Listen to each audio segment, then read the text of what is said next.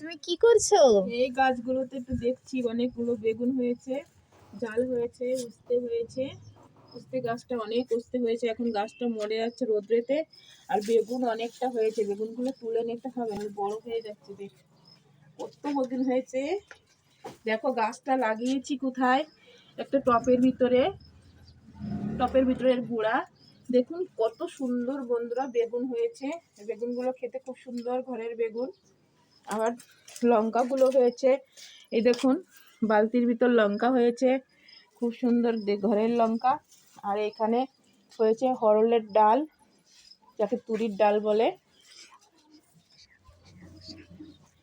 মানে এখানে হয়েছে টপের ভিতর একটা টুপলার ভিতর কচু শাক, কিছুটা কচু লাগিয়েছিলাম, খুব সুন্দর শাক হয়েছে।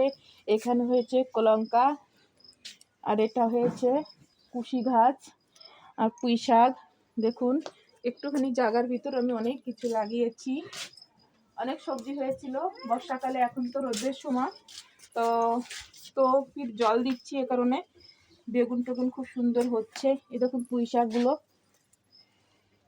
খুব সুন্দর হয়েছে। আর আজকে একটা নতুন ফুল ফুটেছে গাছে,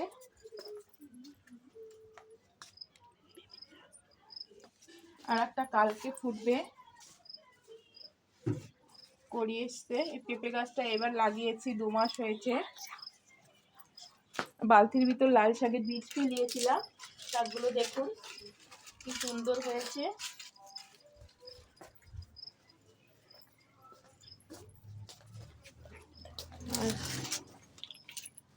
কালকে দেখিয়েছিলাম ভিডিওতে, বড়াগুলো বাড়তে বেটে বেটে দিচ্ছিলাম, এখন শুকিয়ে গেছে। এগুলো এখন ডাব্বায় ভরে রাখবো। বাই বন্ধুরা।